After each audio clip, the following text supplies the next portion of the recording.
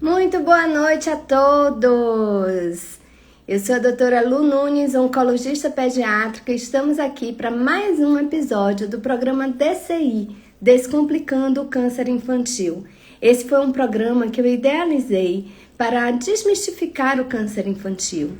E assim, vocês, médicos da saúde da família, dos postos de saúde, das emergências pediátricas e também dos consultórios particulares, para que vocês possam aprender a reconhecer o câncer infantil de forma muito mais rápida e assim a gente pode fazer um diagnóstico precoce, mudando a realidade e transformando a vida dessas crianças, dos seus pacientes.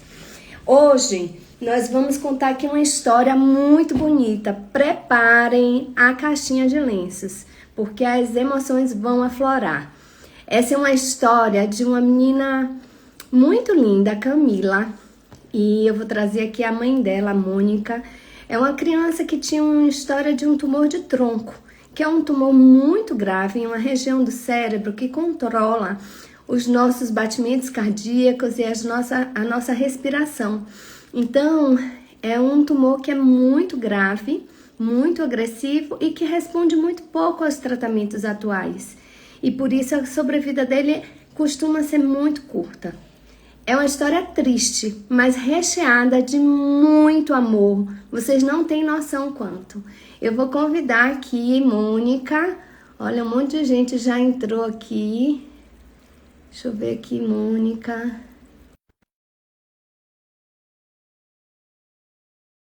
Falar comigo. Vê aí se foi, Mônica.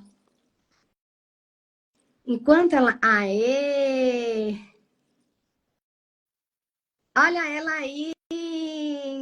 Muito obrigada pelo seu aceite, pela sua coragem de estar aqui contando essa história, que eu sei que acaba mobilizando um pouquinho, né? Porque bate uma saudade, porque Camila era muito especial, mas eu, assim, fiquei muito feliz com a sua vontade de dividir um pouco essa história e contaminar outras pessoas com esse amor que foi lindo. Assim, a gente às vezes vive histórias tristes, mas a gente não tem noção do quanto que a gente pode expressar em amor, isso aí tudo, né? Verdade. Bem-vinda. Obrigada. Pois é, Eu hoje a que, gente vai... Diga. eu que me sinto grata em poder fazer parte, né, da live, da sua história e da sua vida. Ah, então, hoje a gente vai falar um pouquinho sobre a humanização no atendimento, o quanto que é importante esse acolhimento dessas famílias, né? Isso independe de qual especialidade você faça, né? Mas falando em criança com câncer, a gente precisa ter um cuidado ainda maior, porque o câncer é um tabu de fato, né? E acaba que é devastador mesmo para todas as famílias. Então a gente precisa ter muito cuidado na forma como a gente vai conversar, vai dar esse diagnóstico, vai acolher essa família. Mas antes de tudo, eu quero que Mônica conte um pouquinho como foi a história de Camila, como é que você descobriu o câncer dela? Então, boa noite a todos. Obrigada, né, por vocês cederem esse tempo de vocês e participar com a gente nessa live. O câncer de Camila foi descoberto quando Camila completou 5 anos, né? Ela fez 5 anos em um sábado, no dia 11 de março de 2017, e no dia 13 de março de 2017, à meia-noite, né, para o dia 14 de março, ela foi diagnosticada com um tumor de tronco maligno. E como foi que foi descoberto assim, tão rápido? Uns 15 dias antes do câncer, Camila começou a apresentar uma leve paralisia facial, mas nada agravante. Como ela virava e mexia, ela se queixava do dente, a gente achou que fosse o dente. Aí depois passou, o rostinho voltou ao normal, foi coisa bem leve. Só que quando chegou no dia 10 de março, Camila ficava na creche, aí a creche me ligou, a mãe, o rostinho de Camila tá meio estranho, tá muito paralisado. Aí disse, ó, vou chegar mais cedo, vou levá-la na emergência. E assim eu fiz, cheguei mais cedo, peguei, levei ela em uma emergência. E ao chegar lá, a pediatra, a plantonista, falou que Camila estava com alergia e que eu não me preocupasse. Aí receitou um antialérgico, só que no meio dela receitar e ela falar isso, ela falou, sua filha está hiperativa, você tem que levar ela em um neuropsiquiatra. Ela não parou para olhar a Camila, ainda até indaguei, mas doutora, a senhora não vai examinar? Não, não precisa, não precisa. Aí eu peguei, achei estranho, saí dessa consulta e não resolvi dar este medicamento que ela deu. Eu vim orando o caminho, conversando com Deus, eu disse, eu tenho um Polaramine, eu vou dar um quarto do Polaramine. Se for alergia, Camila vai melhorar. E aí amanhã eu faço o aniversário dela. Aí Camila amanheceu melhor, eu liguei, vai ter o aniversário. Tudo bem. Aí quando chegou no aniversário de tarde, uma prima minha que é fonoaudióloga, ela observou a face de Camila e chamou, Mônica, tem algo estranho na face de Camila. Aí eu contei o que aconteceu no episódio na noite anterior. Isso não é alergia. Leve ela de imediato a um neuropediatra. Tente marcar um neuropediatra o quanto antes. Ou volte para a emergência. Pela honra e glória do Senhor, eu consegui marcar uma neuropediatra para 7 horas da manhã da segunda-feira. Quando chegou nessa consulta, a neuropediatra perguntou, mãezinha, o que você está fazendo aqui uma hora dessa? Aí eu disse, doutora, 7h10 da manhã, o que eu estou fazendo aqui? Aí Camila, doutora Luciana, não me deixa mentir, toda para frente, Camila tomou cena nessa hora da consulta. Aí me lembro, a médica fez assim, fez um sinal para eu ficar em silêncio. Aí ela medicou Camila, interagiu com Camila, conversou com Camila. Eu não me lembro o que aconteceu nessa consulta. Depois veio alguns flashes. Eu lembro que Camila ficou na maca, conversou com ela, ela fez algumas coisas com Camila, eu não vi o que foi, deu uma mão na minha mente. Aí ela me chamou, mãe, você tá só? Aí eu já, pediatra, mãe, você tá só? Aí eu já, por que, doutora? Não, é porque a gente vai precisar que Camila volte para a unidade central para que Camila possa fazer uma ressonância. Quando ela falou isso, mas por que uma ressonância? Uma criança de 5 anos. Não, mãe, é porque você está sozinha? Aí, doutora, eu tô só Deus e Camila. Me fale claramente o que é que está acontecendo. Ela, não, mãe, é porque eu acho que Camila, para me controlar, está na linha tênue do derrame. Aí eu, derrame? Uma criança de 5 anos pode vir a ter derrame? Aí ela pode. Ela me promete que vai para a central fazer essa ressonância, eu vou ligar lá para a central recepcionar vocês. Aí eu já fiquei meio estranha. Saí dessa consulta e cheguei na central hospitalar do plano. Quando eu chego lá, eu entrego Camila. Quando eu viro, chamam Camila no painel. Aí vem de lá a chefe da pediatria, o chefe plantonista da pediatria e uma enfermeira. Os três me recepcionar. Eu e Camila. Aí eu disse, tem algo estranho. Aí eles me receberam, pediram as mães para me cederem o lugar, porque o caso de Camila era um caso que eles precisavam passar à frente de todos. Nessa hora, minha ficha começou a cair. Mônica, Aí eu... deixa eu só te interromper um pouquinho para a gente comentar esse primeiro pedaço. Então, ela tinha quantos anos? 5 anos, 5 anos e 2 dias. E 2 dias, que tinha acabado de fazer o aniversário, né? Então, é uma criança que tem uma paralisia facial, que ela leva no médico porque a escola notou, né? O pessoal da creche, da escola, notou que tinha algo errado. E ela leva no médico, e a minha sensação é que esse colega que viu não valorizou, não examinou o que aconteceu, porque para ele dizer que uma paralisia facial é uma alergia, é estranho isso, muito estranho. Tanto que no dia seguinte, a fonoaudióloga também percebe isso, né? Tudo bem, é uma parente da família que olha com mais cuidado, sem dúvida, mas é uma fonoaudióloga. Então, não desvalorizando ela, não, mas por que o médico não viu isso, né? Então, isso já chama atenção o quanto que a gente precisa ser cuidadoso e responsável nas nossas práticas. E aí ela leva para uma outra médica 7 horas da manhã da segunda-feira, né?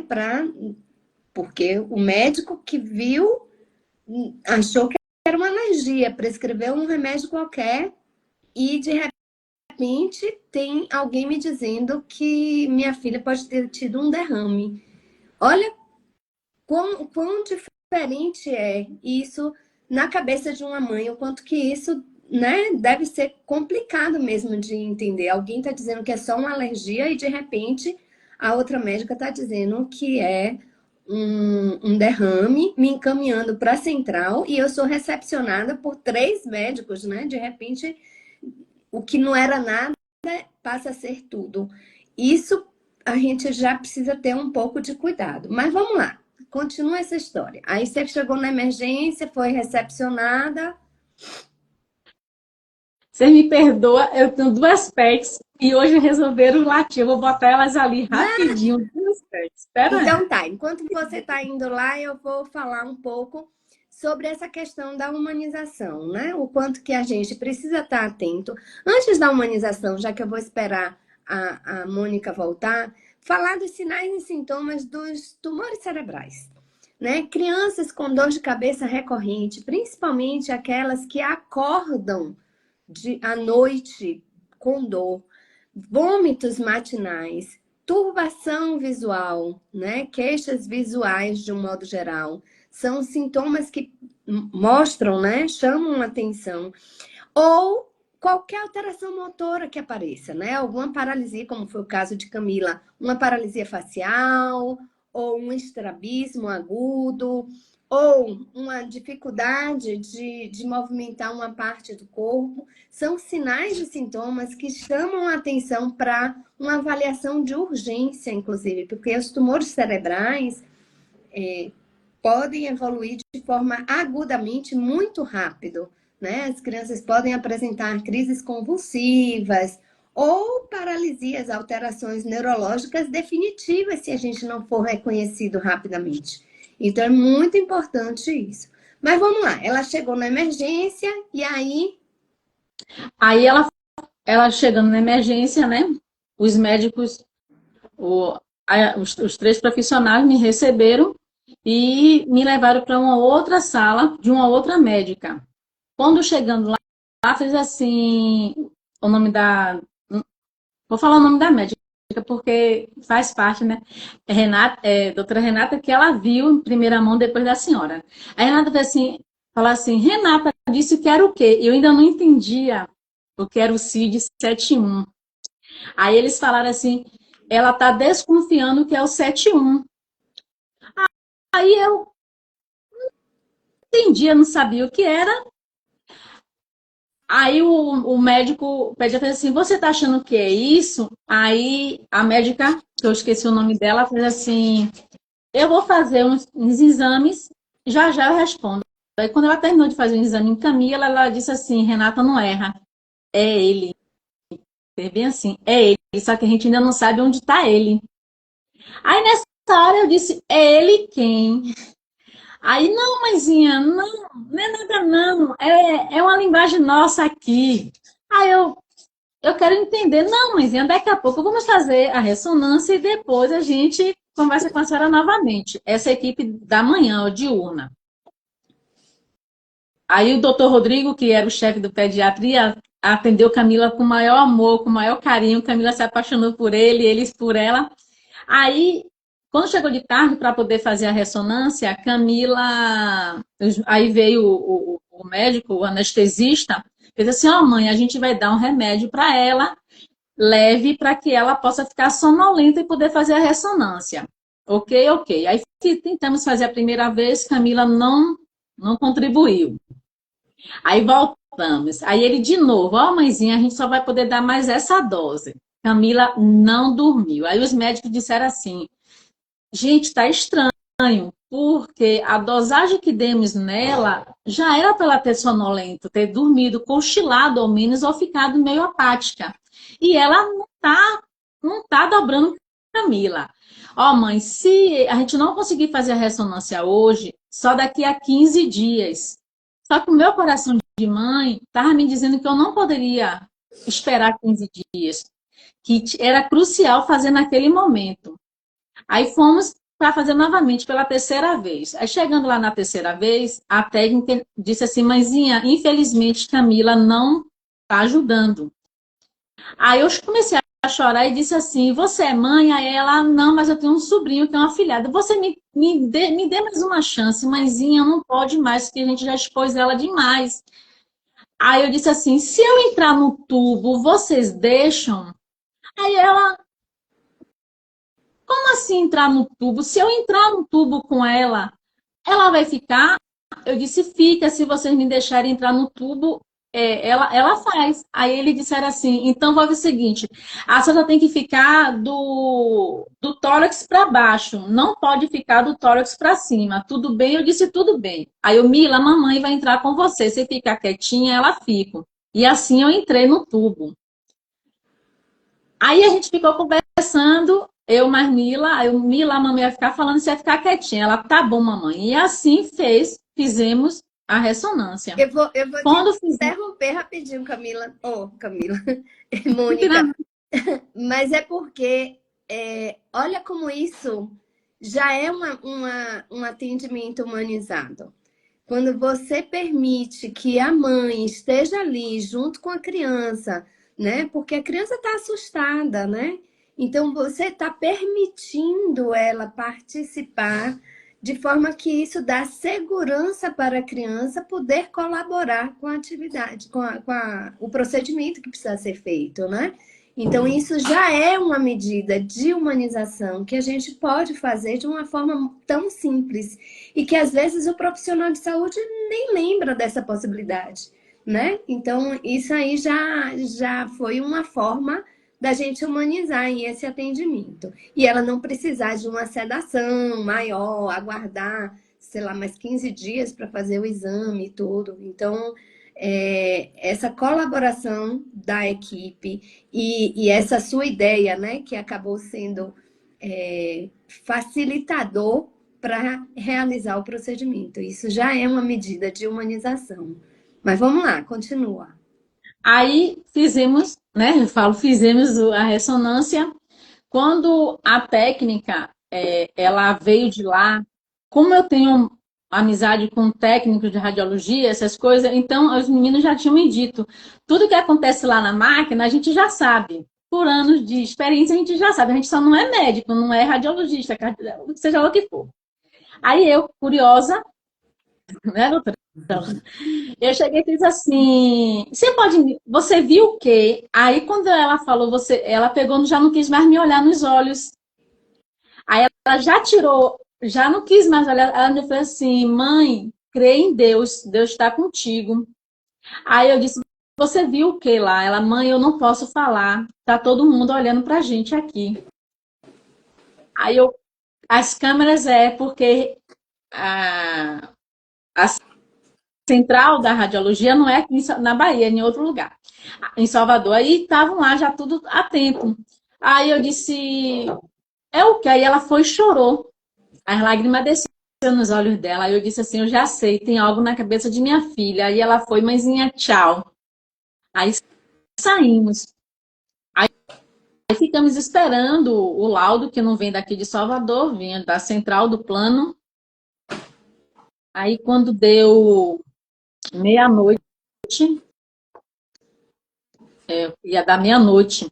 Minha família toda lá, com a gente o dia todo esperando, quando deu, já ia dar meia-noite. Aí nós fomos chamados na sala do médico para conversar. Só que quando chegou lá, eu achei que estaria lá, primeiro, pela complexidade. Um assistente social para me receber e a minha família, e os médicos. Só que naquela noite já não tinha a mesma equipe diurna, já estava outra equipe, só a equipe da enfermaria que era a mesma. Aí chegou e fez assim, aí eu fiz assim, então foi o que o resultado? Mãe, Camila está com tumor cerebral maligno. Eu, assim, jogou no meu colo, no colo da minha família, desse jeito, nua e crua.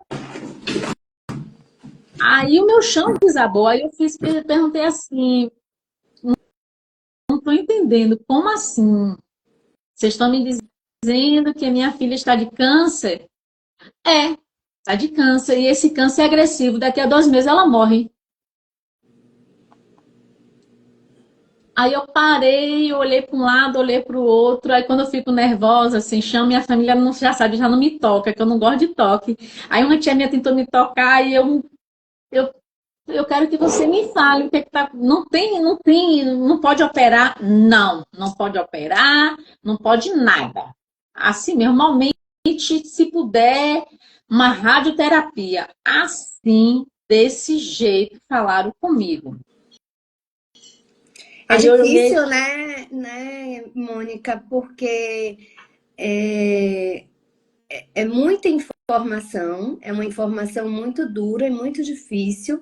E quando a gente recebe uma informação, uma má notícia dessa forma, sem ter nenhum preparo, sem ter nenhum entendimento, porque ela podia ter perguntado, né? O que que você sabe? O que que você imagina que pode estar acontecendo? Porque talvez você já tivesse alguma ideia àquela altura, até porque você teve algumas dicas ao longo do dia, né? Mas receber essa notícia dessa forma, e inclusive colocando sob prognóstico, né? E tudo, é realmente devastador mesmo, né? Não tem como a gente não. E naturalmente, o nosso comportamento vai ser de fugir dessa informação, né? Como foi quando você recebeu? E aí, o que que aconteceu? Aí nessa hora que eu recebi a notícia, eu perguntei a eles, de novo, vocês estão me dizendo que não pode operar, é isso? É isso. Então só pode fazer uma radioterapia? É. Aí eu olhei para um lado, olhei para o outro, minha família ficou estática. Aí eu olhei assim, já que vocês não têm mais nada a me dizer, licença. Eu peguei e saí da sala. E aí começa a linda história minha e de Camila. Me permita, abre-se um parênteses. Eu e Camila sempre tivemos um lema entre nós duas: nunca falar mentira uma para a outra, sempre falar a verdade, independente do que acontecesse. E eu e Camila sempre nos falamos a verdade. Não importava quanto fosse a verdade. Aí, nesse momento, como eu já tinha dito a ela, porque quando ela entrou no hospital, olha como é o agir de Deus. Camila estava andando normal, tudo normal. Mas no dia que a gente entrou na consulta, Camila começou a declinar, igual um avião, declinando para um lado, penando para um lado. Foi só botar o pé no consultório, os sinais mais agressivos começou a apresentar. Aí quando a gente entrou no hospital para fazer a ressonância, ela começou a andar mais, tombando mais ainda, sem equilíbrio nenhum. Aí, quando ela foi para fazer a ressonância, eu disse a ela, ó, Mila, a gente vai botar você no tubo para ver o que é que tem na sua cabeça. Ela, o que tem na minha cabeça, mamãe, é que a gente quer saber o que tem na sua cabeça, para porque saber por que tá essa paralisia, porque Emiliano não tá conseguindo ficar em pé direito. Ela, tá bom, mamãe. Aí, quando eu soube do diagnóstico, eu corri para ficar com Camila. Porque se eles disseram 2 meses, eu não podia, eu só tinha duas alternativas. Ou enfrentar o câncer, ou lidar com o câncer. E eu tive que fazer as duas coisas ao mesmo tempo. Enfrentá-lo e lidar com ele. Foi aí que eu cheguei e fui contar a Camila. Eu me lá. Ela, oi. Aí eu já tava chorando, né? Aí ela, mamãe, você chorou? Aí eu disse, foi, meu amor, eu chorei. Mas por que você chorou? Foi que o médico disse. Aí foi que eu tive que, primeiro, contar a ela uma história de um vizinho que, algum tempo atrás, virou estrela, porque ela ouviu uma conversa e soube que ele teve um problema, um tumor cerebral também, e foi muito rápido. Aí eu tive que contar a ela que tio Márcio virou estrelinha, né, o vizinho. Aí eu disse, Mila, você se lembra de tio Márcio? Aí ela, lembro. A gente já sabe o que, é que tem na sua cabeça. Aí ela, o que, é que tem na minha cabeça, minha mãe? Então, você tá lembrada de tio Márcio? Ela, tô. Ele lembra que tio Márcio virou estrelinha? Ela, eu lembro. Então, meu amor, infelizmente, Mila tem um caroço na cabeça. Aí ela, do jeito que era espótica, ai meu Deus, um caroço minha mãe, na minha cabeça? Vai abrir minha cabeça? Aí eu falei, Mila, infelizmente, não vai poder abrir a sua cabeça, meu amor. Mamãe gostaria muito que abrisse a sua cabeça, mas não vai abrir a sua cabeça. Infelizmente, você vai ter que viver com esse carocinho e um momento você vai virar estrelinha. Aí ela, Que difícil isso, hein, Mônica? Falar tudo isso, isso eu mesmo falando emergência. chorando, né? Hoje eu já não falo essa parte chorando. Aí ela fez assim, peraí, minha mãe, você está me dizendo que na minha cabeça tem um caroço e que eu vou virar estrelinha igual o tio Márcio? Eu disse, aí como é o nome desse caroço? Aí eu parei, fiquei, é câncer. Ela, minha mãe, câncer mata. Eu já vi na televisão que câncer mata. Aí eu disse, meu amor, infelizmente, ele mata. Alguns mata. E o seu, infelizmente, você vai virar estrelinha. Mas eu não estou pronta e nem você está pronta, meu amor. Então Deus não vai te levar agora. Aí ela, então, minha mãe, para de chorar. Eu estou aqui, vamos viver todos os dias, minha mãe. Não tenha medo que eu tô aqui. E me beijou e me abraçou. Ai, gente, essa Camila era demais, era assim mesmo. Todas as consultas da gente era pérolas e mais pérolas de sabedoria. Que menina maravilhosa, viu? E aí, e, graças a Deus, hoje eu posso falar que na migração do meu plano de saúde para esse plano de saúde houve um erro e não podíamos ser assistidas lá nesse lugar, graças a Deus, pela honra e glória do Senhor. Aí fomos convidadas a sair desse hospital. E aí a minha família começou a correr atrás de nos transferir para um hospital público. E aí minha prima, me lembro como hoje, que era enfermeira do Martagão, a esposa do meu primo. A gente tem que levar a Camila lá para o Martagão, temos que levar a Camila para o Martagão, porque lá sim a gente vai ter certeza que ela vai ser assistida. E aí conseguimos, no dia 16, foi dia 16, foi dia 16, foi dia 16, foi dia 15, dia 16. A gente conseguiu ser transferida para o Martagão. E aí começa a nossa linda história dentro do Martagão. Chegamos lá por volta de 18 horas. Acho que foi uma quarta-feira ou foi uma quinta-feira. Aí o maqueiro nos recebeu com tanto carinho, com tanta atenção. Aí passamos pela equipe de assistente social, a equipe que recebe, né, os pacientes. Aí fizemos a triagem, fizemos todo o atendimento, tudo. Aí fomos direcionadas para subirmos para o leito. E ao chegar lá nesse leito, a gente conheceu o Gustavo. Foi com quem Camila o primeiro Gustavo que Camila, grave bem, o primeiro Gustavo que Camila dividiu o leito. E o Gu, ele enfrentava a leucemia e já estava já com 14 aninhos, já estava grande. Então já estava já no processo já de cura. Só que aí Camila já pegou ele já quase no final do tratamento dele, ele estava sem cabelo. E aí Camila se desesperou. A minha pequena ficou pequena mesmo, uma criança. E ela se desesperou quando ela viu Gustavo.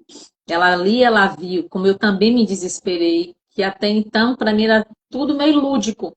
Quando eu me deparei com uma criança, um pré-adolescente, com a sua mãe, lutando, tá? Ele estava tomando até uma bolsa, estava tomando, fazendo a químio, com a bolsa lá de químio. Aí, quando eu vi sem cabelo, Camila se desesperou, Camila começou a gritar, Camila começou a ter a reação que ela não queria aquele câncer para ela, que ela não queria morrer, que ela não queria viver aquilo. Aí eu sempre fui assim, eu deixava a Camila ser Camila, criança, e depois eu trazia a Camila para a realidade. Acho que é assim que era conhecida, né, doutora? Aí quando a Camila se espalhou, aí eu tentei conter ela e a mãe de Gui, não, mãe, calma, deixe ela. Aí, quando ela terminou de fazer o desabafo dela, aí eu tive que entrar com a realidade, porque a gente tem que entender que, independente das circunstâncias, a gente tem que viver aquele momento. Aí eu tive que ser enérgica com Camila e dizer, Camila, porque ela não podia maltratar o coleguinha ou quem quer que seja. E aí eu disse a ela, Mila, eu queria que você tivesse o câncer de Gustavo. Foi aí que eu tinha perguntado já, e a mãe de Gustavo me falou. Ela, como assim, mamãe? Aí eu fui explicar a ela que existem vários tipos de câncer, várias formas de se ter o câncer, e tem câncer que tem cura, tem câncer que não tem cura, que infelizmente o dela, Deus deu a ela sem a cura, mas que ele só ia levar ela quando eu e ela tivesse pronta, quando nós duas estivéssemos preparadas. E que Gustavo tinha um câncer que tinha cura, que eu queria muito que ela ficasse sem cabelo, igual o Gustavo, que depois o cabelo ia nascer, sem sobrancelha, tudo isso. Mas que a gente estava buscando para que ela tivesse uma qualidade de vida. Aí ela virou, pediu perdão a Gustavo. Uma menina de 5 anos. É uma menina muito linda, ela. Muito linda. Eu lembro muito dela, assim, com uma sabedoria, assim. As pessoas, às vezes, não valorizam muito, né, o conhecimento da criança. A criança, muitas vezes, não sabe muito as palavras complexas que o adulto sabe. Mas elas têm uma perspicácia, assim, e um conhecimento, assim, do agora, do hoje. Vamos viver agora, minha mãe. Vamos estar aqui, ó, eu tô aqui, né? É incrível. Mas eu quero voltar para o nosso assunto, para a gente não se perder muito. No dia seguinte, a gente se encontrou. Como foi esse encontro? Então, uma mesa redonda. Eu me lembro. Nesse dia seguinte, nós tínhamos um encontro com o cirurgião, o neurocirurgião, né? De lá do Martagão. Juntamente com a médica que iria assistir Camila nesse período. Mas ele tinha que dar o parecer técnico dele. E aí entrou o lado científico com o lado espiritual, né? Eu e ele tivemos um embate. Ele do lado técnico, científico, e eu do lado emocional, espiritual. E aí ele foi. Infelizmente, esse médico, hoje eu posso até dizer, me arriscar a dizer que hoje ele tem um cuidado ao tratar essa situação com os pais, que antes eu tenho certeza que ele não tinha. Mas depois que Camila surgiu na vida dele, ele mudou o jeito de falar com os pais. Ele foi também muito taxativo, muito seco, muito raso. Ele não fez nenhuma. Ele não foi carinhoso, não foi atencioso comigo. Ele simplesmente foi técnico, era o jeito dele, vou usar essa palavra, era o jeito dele. E ele disse à mãe, sua filha, o câncer é agressivo, falou toda a parte técnica e sua filha, infelizmente, vai morrer. Só tem 2 meses de vida e ponto. Aí eu e ele discutimos, eu disse que ele não era Deus, ele disse que não acreditava, enfim, é um direito dele. No meio dessa briga minha e dele, doutora Luciana, até então eu não tinha visto doutora Luciana, estava tão cega. Aí ela me puxou assim com a cadeira, estava uma cadeira de rodinha, ela me girou. No que ela me girou, ela falou assim, mãe, olhe para mim, eu sou Luciana, serei a médica que irei cuidar de sua filha daqui para frente. Vamos viver um dia de cada vez. Eu vou passar esse momento com vocês de uma forma que vocês entendam com clareza, com delicadeza, o que é o câncer.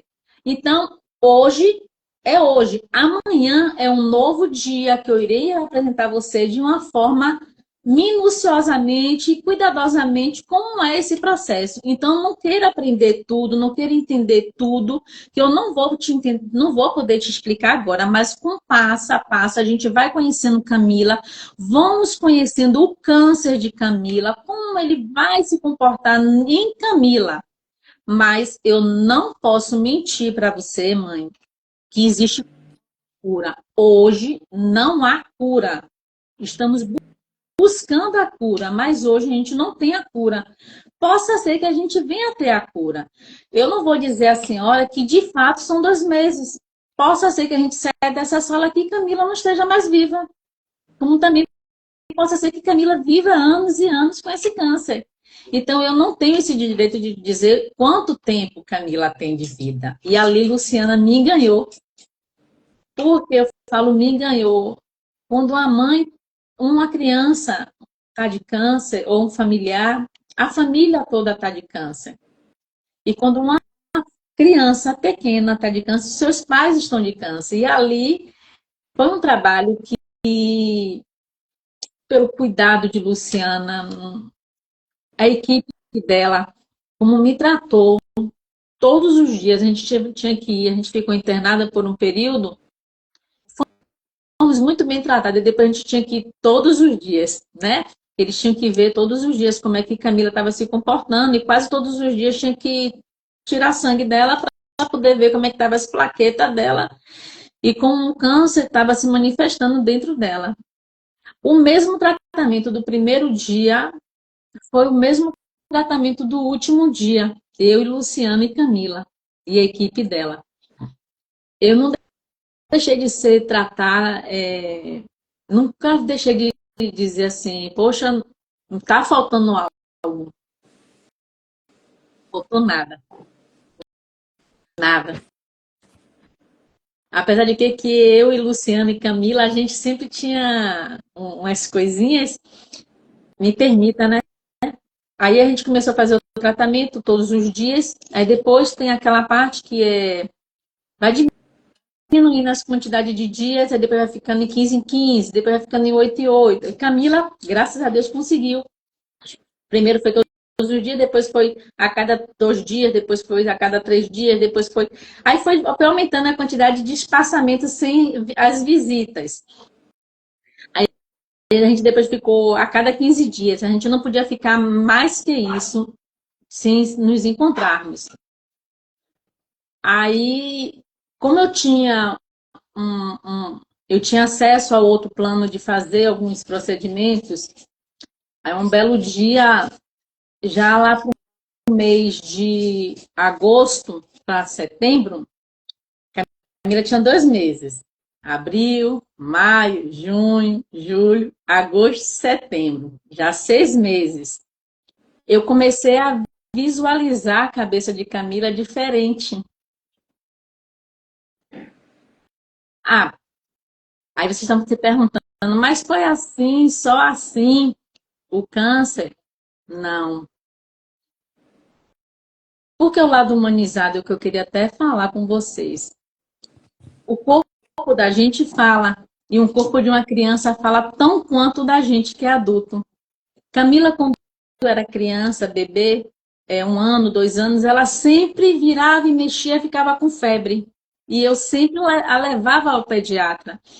E perguntava ao pediatra por que dessa febre, por que disso. Aí, como ela vivia, ela era cuidada dentro de uma creche com muitas crianças, aí o pediatra, mãe, porque ela tá com um vírus de gripe, com muitas crianças, então era imperceptível, não tinha como ela não ficava em casa. Talvez se ela tivesse criado em casa, talvez ele tivesse visto ela com outro olhar. Mas como ela ficava em uma creche com muitas crianças, acessível à gripe, não, mãe, é uma gripe, é da criança. Quando entra uma cura, entra outra. Só que não era uma febre sempre contínua, era uma febre espaçada. Passou. Só que aí depois disso começou, Camila, por volta de 2, 3 anos, começou a sentir dores de cabeça. Muita dor de cabeça. Aí eu levei ela ao pediatra de novo, pediatra, mãezinha, os exames que eu estou fazendo aqui, tá tudo ok. Leve-a no oftalmo. Ah, levei no oftalmologista. Ao chegar no oftalmologista, ela fez um exame ocular, fez tudo em Camila, e ela não tem nada. Aí eu disse, mas ela tem dor de cabeça, muita dor de cabeça. E isso não é normal, tem algo que não está batendo, não está fechando. É febre, dor de cabeça, febre, dor de cabeça. Como ela tinha um dentezinho cariado, eu achava que era o dente. Tinha levado ela para o dentista, mas também não viram nada no dentista, não tiraram raio-x, nada. Aí a oftalmo diz assim, mãe, não tem nada. Eu disse, então faça uma ressonância. Já estava o meu instinto materno lá atrás. Mãe, ela não pode fazer uma ressonância. Camila não tem os requisitos necessários da Anvisa da gente pedir uma ressonância de uma criança de 3 anos.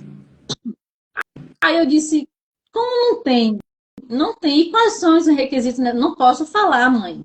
Eu só posso te dizer que ela não preenche. É difícil, né? Porque foi muito tempo antes.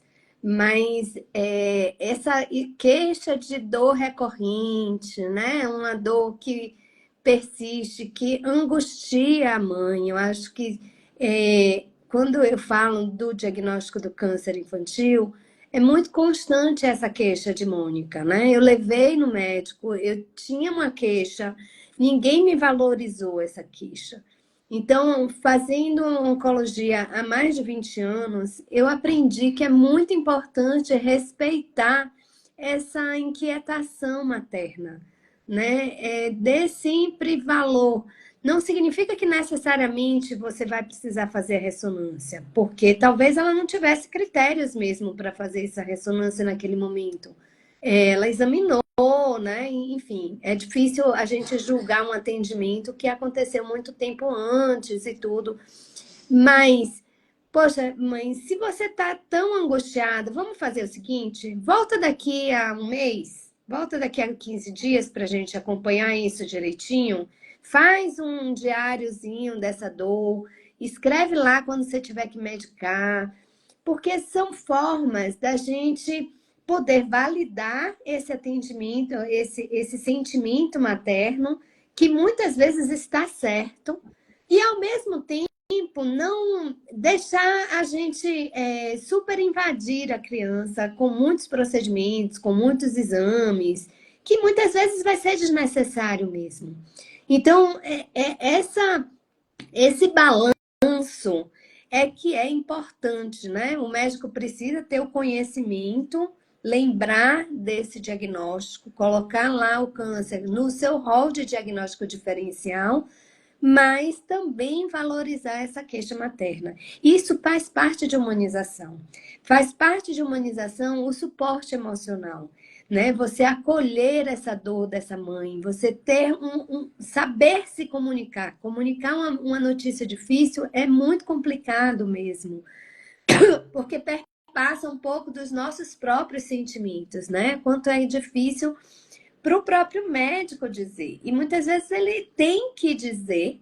Então, eu sou uma portadora de más notícias. Eu tenho muitas vezes notícias muito ruins para contar para meus pacientes. E muitas vezes a gente não foi preparado durante a nossa formação a como dar essa notícia. Mas trazer um pouco essa sensibilidade, esse cuidado, né?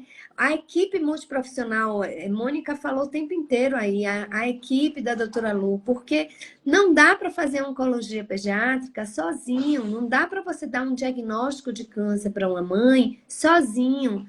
Então, quando eu vou dar um diagnóstico desse, normalmente eu vou com uma outra pessoa, pelo menos, que ela possa estar atenta, porque às vezes a gente está conversando aqui e a gente não consegue enxergar a comunicação não verbal daquele paciente, né? Porque ali no não verbal a gente consegue ter muitas percepções de que forma a gente poder ajudá-la mesmo a enfrentar aquela coisa. Valorizar, gente, e lembrar que cada paciente nosso vai ter seus próprios valores, que a gente precisa se despir um pouco dos nossos valores, porque a gente não está lidando com o nosso filho, a gente está lidando com o filho do outro. Então, ter respeito às crenças, aos valores daquela família, isso também é humanização. Colocar a criança no centro de cuidado, trazer comunicação para ela. Às vezes eu confesso que eu tinha que segurar um pouco a mão de Mônica, porque às vezes ela era até muito dura. Calma, Mônica, vamos falar com Camila com cuidado. Porque falar com uma criança é diferente de falar com um adulto. E a gente precisa saber se comunicar. A gente vai usar a palavra que a criança usa, né? E através dela é que a gente vai conseguir realmente ter acesso aos desejos daquela criança.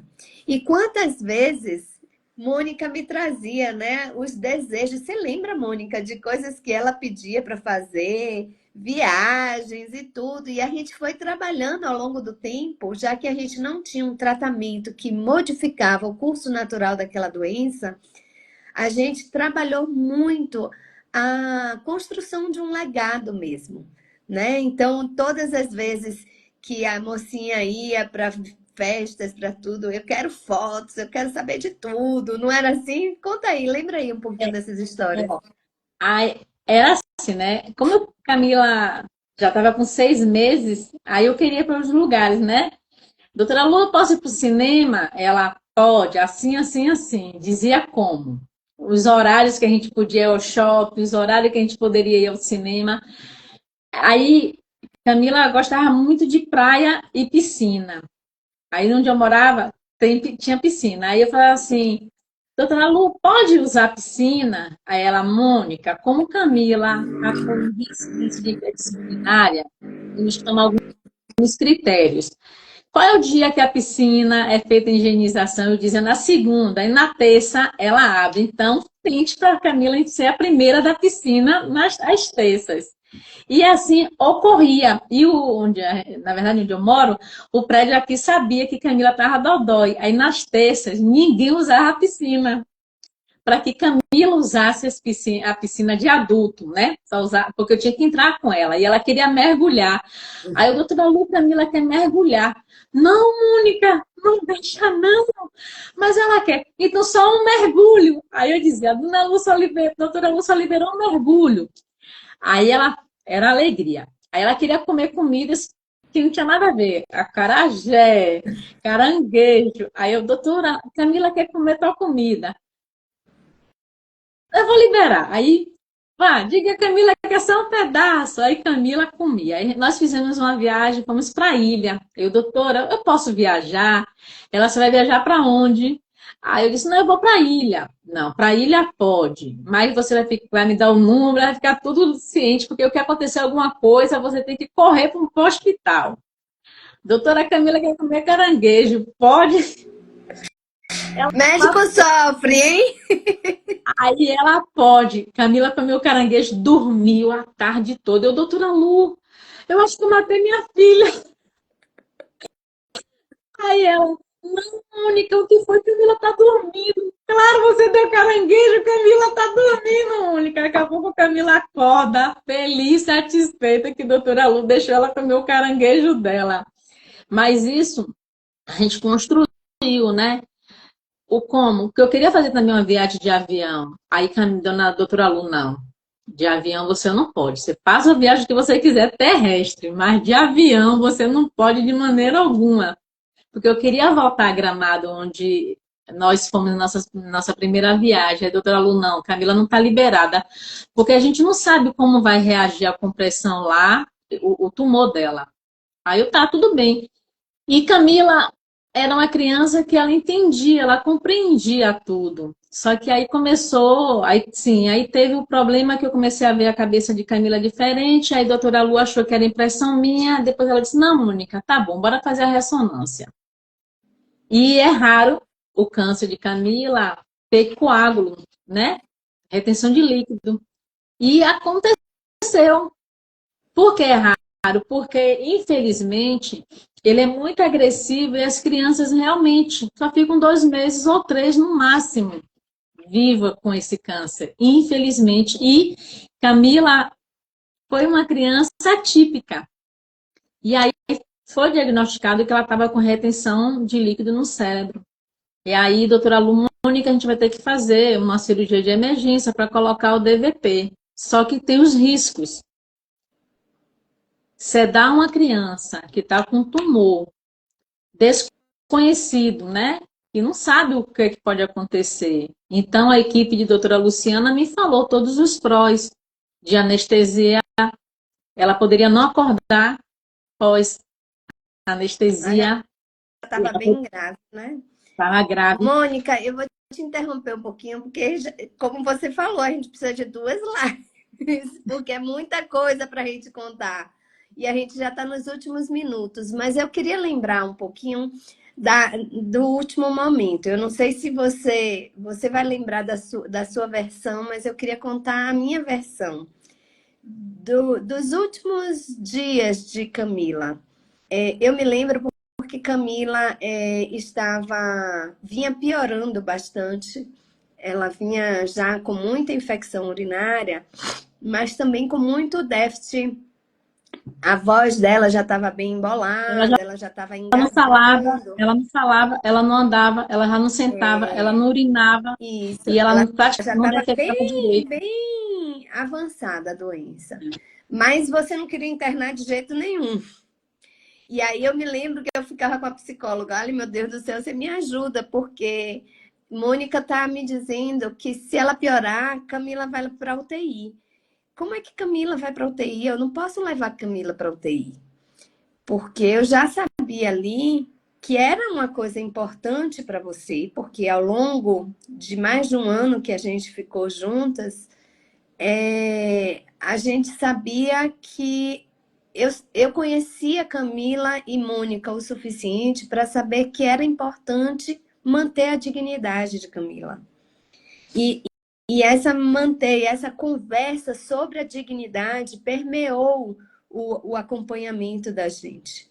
E eu sabia que isso era importante. E eu sabia que se Camila fosse para a UTI, ela não teria a dignidade dela mantida. E nisso eu disse para a psicóloga, olha, na hora que ela fizer uma infecção urinária, eu vou dar uma desculpa e vou internar ela. Porque eu preciso trabalhar com ela mais de perto. Eu precisava estar trabalhando com ela todos os dias para que a gente pudesse fazer com que Mônica entendesse que o momento de Camila estava chegando. Sei que uma hora ela vai contar a história que ela pressentiu isso também, mas é porque foi uma coisa muito importante assim para mim, porque eu junto com os residentes conversei bastante isso tudo com os residentes e disse, olha gente, essa criança não vai para UTI, a gente vai cuidar dela até quando a gente for possível, mas a gente não vai encaminhar ela para UTI. E aí, um belo dia, estou eu dirigindo, indo para o hospital, liga minha residente, doutora Lu, você já está chegando? Eu fiz, eu já estou chegando, calma, estou chegando. Mônica está aqui aos gritos porque a gente ainda não levou Camila para UTI. E eu disse, calma, segura aí, não manda ela para UTI, que eu estou chegando, calma. E eu me lembro, porque quando eu cheguei, tava uma confusão, com um monte de profissional de saúde cercando Camila, mas Mônica não deixava nem os profissionais chegarem perto. Ela estava abraçada com Camila de uma forma. E eu me lembro de pegar na mão de Mônica e dizer, Mônica, doutora Lu, você não vai levar ela para UTI? Eu fiz, não vou levar ela para UTI. Doutora Lu, ela tá morrendo, né? Eu fiz, sim, Mônica. E aí, nessa hora, a feição de Mônica mudou. E ela saiu de uma pessoa que estava armada e agressiva com toda a equipe para um entendimento de que a gente estava ali querendo dar a dignidade para aquela criança. Nesse momento, a gente conseguiu tirar ela de perto, a equipe conseguiu dar a assistência que ela precisava naquele momento, porque ela precisava ser aspirada, monitorada, ajeitada no leito, porque ninguém nem conseguia, ela estava já em insuficiência respiratória. E aí a gente foi conversar, conversamos com a família toda, e Camila morreu nos braços de Mônica, acho que no dia seguinte só, não foi nem nesse dia, né? Então, a gente sabia que eram os momentos finais, mas que ela precisava ter esse momento de paz. E foi em paz, não foi, Mônica?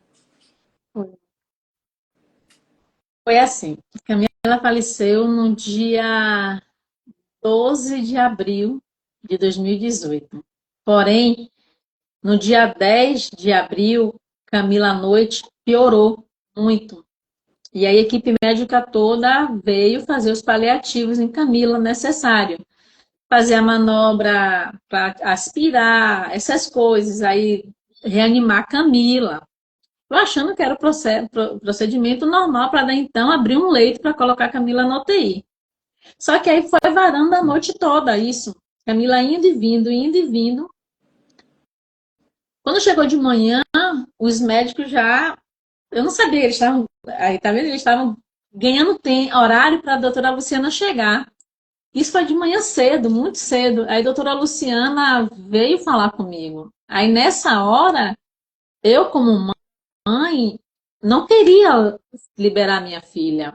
Meu lado egoísta estava ali, aflorado.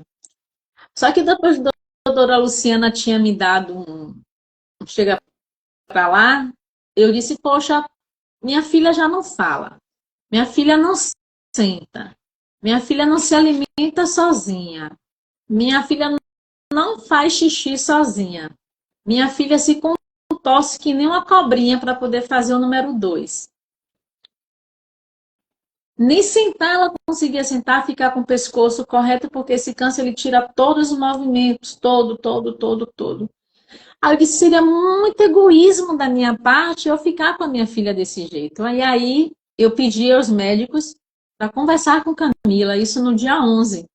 Aí eu fui falar com Mila, porque Mila, há uns 3 meses antes desse fato, ela teve um sonho que ela disse como ela seria, como é que ela iria morrer, etc e tal. Mônica, essa história vai ser para a próxima live. A gente tem um minutinho. Conta aí para encerrar. Aí eu cheguei e pedi, falei para Mila que eu estava pronta para ela ir embora E que ela falou, você tá pronta, mamãe? Eu disse, tô. E você, Mila? Ela também. Você tá cansada, Mila? Ela, tô muito. Tá, tá bom, mamãe. Você tá mesmo pronta? Eu disse, tô, meu amor, eu tô pronta. Ela, você me libera?